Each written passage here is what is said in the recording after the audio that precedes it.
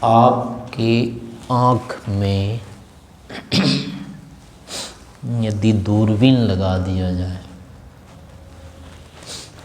दिन रात बांध करके छोड़ दिया जाए तो कैसा रहेगा? नहीं, वो अच्छी तरह से बांध देंगे, वो थोड़ा संभालने की जरूरत नहीं। जैसे वो लगा देते हैं ना बल्ब यहाँ पे, ऐसे आँख भी लगा देंगे लंबी लंबी सी, और क्या बंधा रहेगा अपना। नहीं होगा क्या, मतलब अच्छा रहेगा या नहीं रहेगा, एक प्रश्न कुछ वो है। चलो ये तो हो गया कि ठीक नहीं रहेगा। अब आप ये देखिए कि दूरबीन लगे हुए हैं या नहीं लगे हुए हैं आपके। बिना दूरबीन के देखते हैं या दूरबीन से ही देख रहे हैं? बिना दूरबीन वाला भी देखते हैं या नहीं? अभी आप दूरबीन लगे हुए देख रहे हैं या बिना दूरबीन के भी देखते हैं? जो आपका देखना है वो दूरबीन वाला चल रहा है या बिना दूरबीन वाला भी चलता है? तो देखिए, हमारा जो दर्शन होता है वो दूरबीन वाला ही है, जिसको अपना स्वरूप नहीं दिख रहा है, जो अपने अंदर वर्तमान अंतर आत्मा को, ईश्वर को नहीं देख पा रहा है। उसकी दृष्टि जो है वो पराई दृष्टि जिसकी है वो दूर दृष्टि है। पर को जो देख रहे हैं, स्व को नहीं देख पा रहे हैं।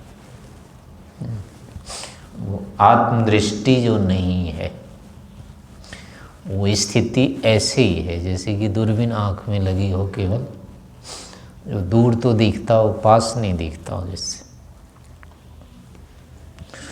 तो जैसे दूरबीन पूरे समय की लगा देने पर शरीर से संबंधित बहुत अधिक व्यवहार रुक जाएंगे, नहीं हो पाएंगे, ठीक प्रकार से नहीं होते हैं। तो ठीक यही स्थिति आत्मा के साथ भी रहेगी।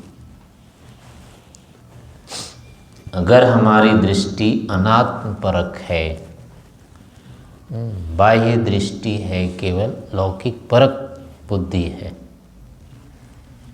आत्मदर्शन की, आत्मा में ईश्वर दर्शन की अगर नहीं चलती है बुद्धि, नहीं वृत्ति चलती है, तो आत्मा से संबंधित हानि निरंतर हो रही है। आत्मा से संबंधित जो व्यवहार होने चाहिए थे वो नहीं हो रहे हैं। तो ऐसी स्थिति में जो दुखों से बचना हो सकता था, दुखों से, पाप से, अधर्म से जो छूटना हो सकता था, वो नहीं हो रहा है या नहीं होगा, ये इसमें हानि है। समान रूप से इंद्रिय बुद्धि होने के कारण से इंद्रियों का जो देखना होता है वो हर समय बाहर का होता है। इसको लौकिक दृष्टि कहते हैं।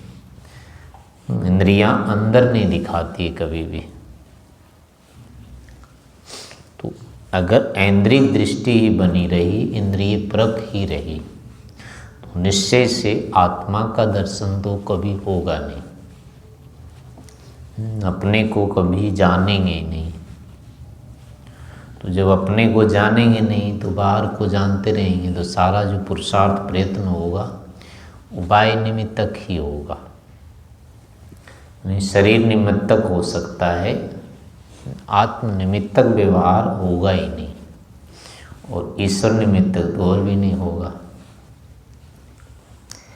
बाह्य रूप से ईश्वर के लिए अनुमान कर सकते हैं, आत्मा के लिए अनुमान तो कर सकते हैं, लेकिन फिर भी जो तत्व बुद्धि होती है, जो प्रत्यक्ष ज्ञान होना चाहिए, वो असंभव ही रहेगा। इसलिए ये हानिकर है स्थिति। व्यवहार करने के लिए बाह्य दृष्टि तो ठीक है, बाहर से बचने के लिए इंद्रियों का उपयोग करना ठीक है, लेकिन ये पर्याप्त नहीं है केवल इंद्रिय का ही प्रयोग होता रहे। इतना जीवन के लिए पर्याप्त नहीं होता है। इस कारण से इंद्रियों का अवरोध करना, इंद्रियों को अपने विषयों से रोकना अनिवार्य होता है।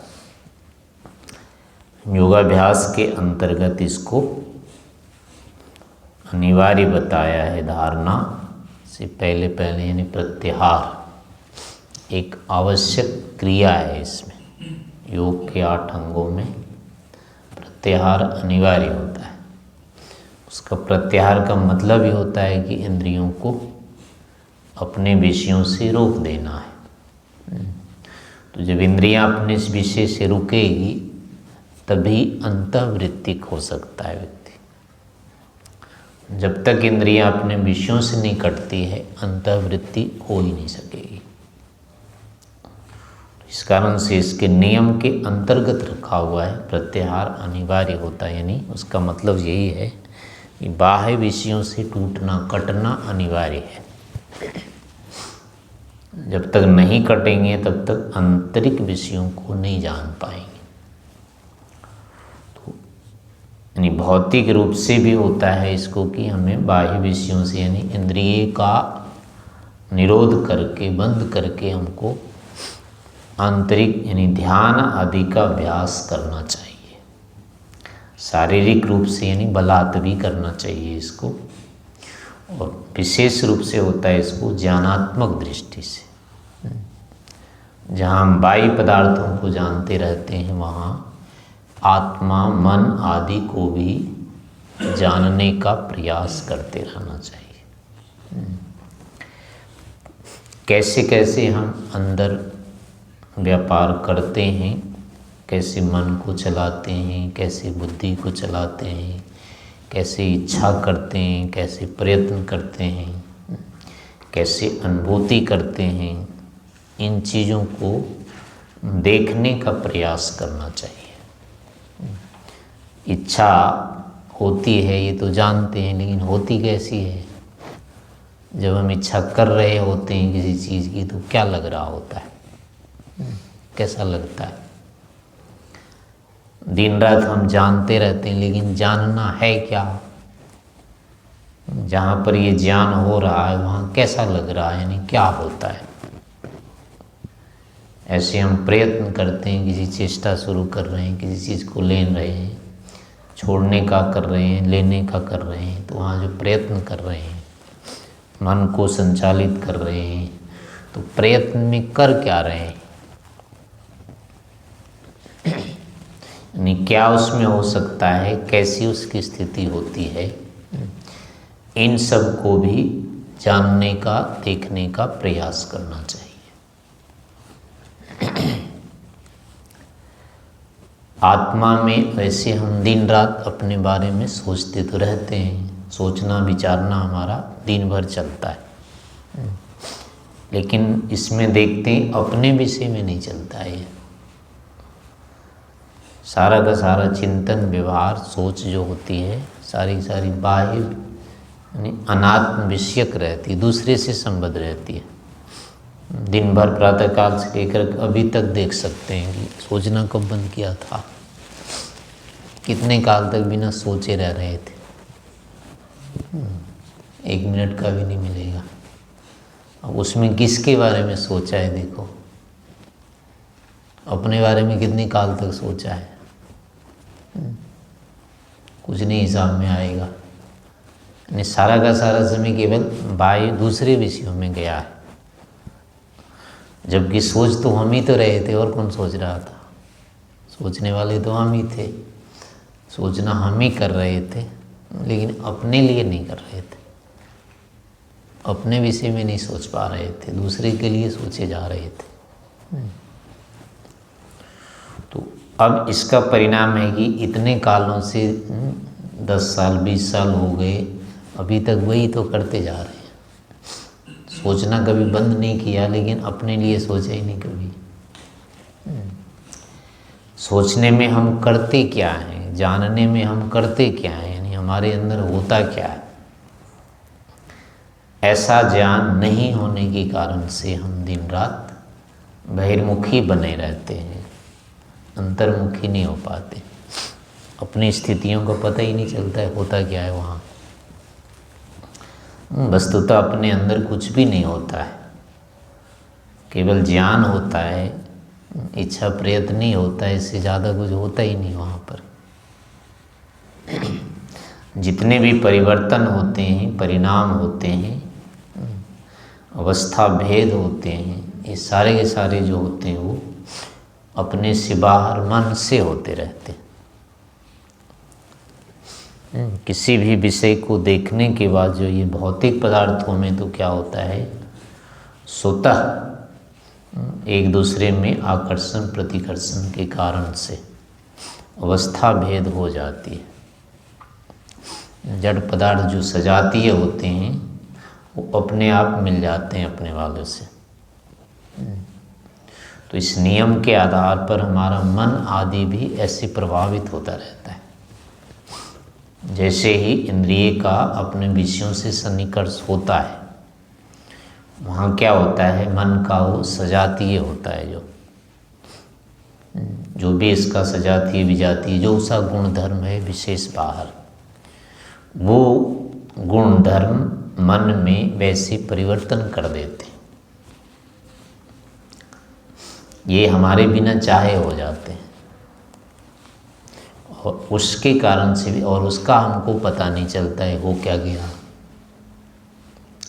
तो परिवर्तन वहाँ हो जाता है और ठीक ठीक अपने को ज्ञान होता नहीं है। तो ऐसी स्थिति में क्या होता है, हमारे अंदर अपने आप कौतूहल, जिज्ञासा आदि की स्थिति बन जाती है, या फिर हम मिथ्या ज्ञान, मिथ्या निर्णय भी कर लेते हैं। उससे जो बाद में परिणाम आते हैं उसके अनुसार हम मान लेते हैं कि ऐसा हुआ है,